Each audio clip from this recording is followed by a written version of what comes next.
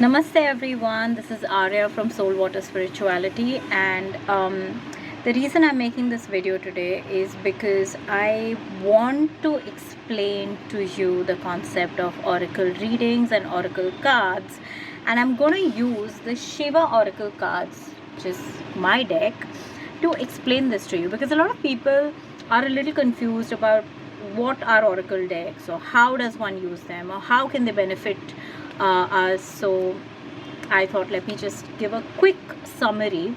I'm not going to go deep. It's a very deep technique, but it's very simple.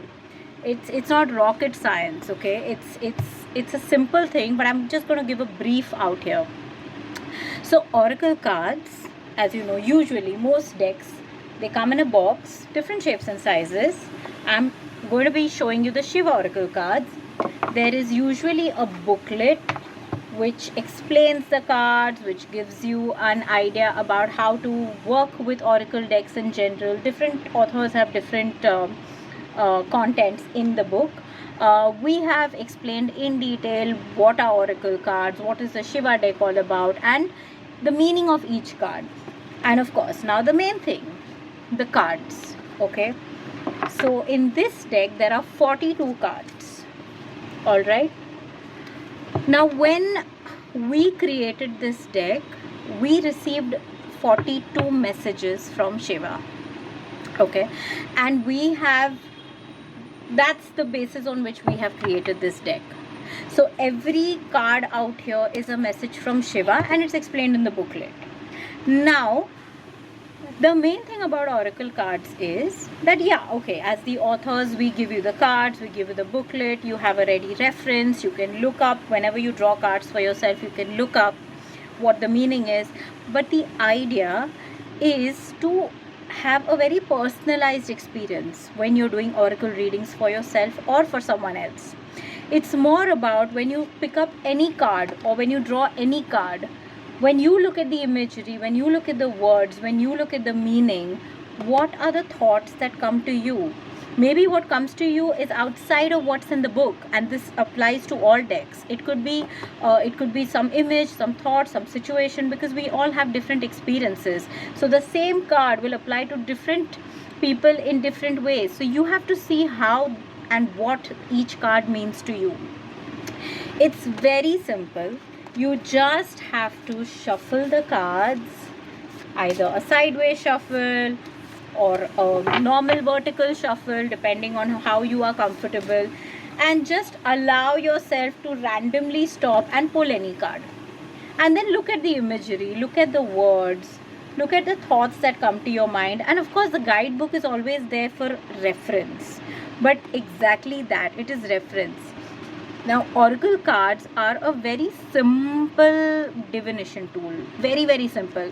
So a lot of times we meditate, we connect to the divine, and we receive messages, right? All of us are capable of doing that.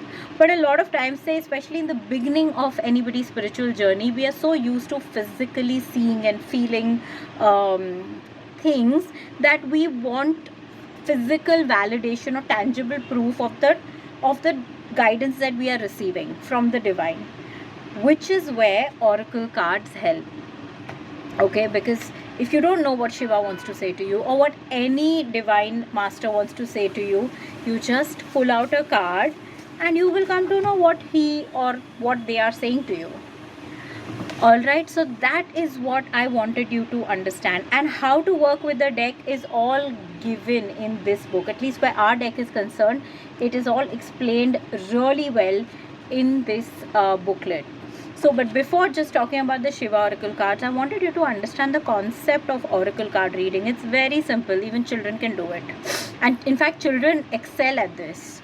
I know a lot of kids who love my oracle cards. They will, like, I have a collection, not just my deck, but any other deck also. And they'll spend lots of time just getting information for themselves, and they're all excited because they're pure. Children are pure. So a closer connect to the divine. So yeah, that being said, now if you want to specifically connect to Shiva, of course, there is no religious connotation here.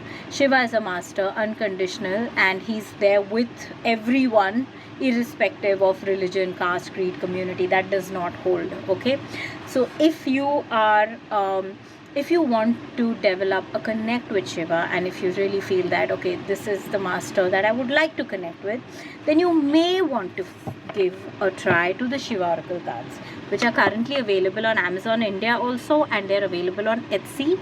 I mean, of course, along with this video, I'll post the purchase links if you feel called to connect with Shiva.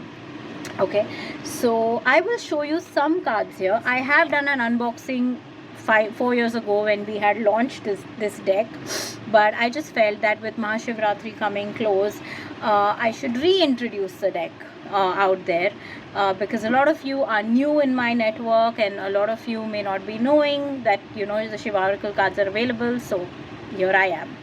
And also I wanted to clarify some myths and concepts about oracle card reading. Anybody can do it. I mean, when I started doing oracle card readings, which was over 10 years ago, I wasn't a healer, or I wasn't into the spiritual realm at all. I did not know anything about oracles or tarot or anything like that.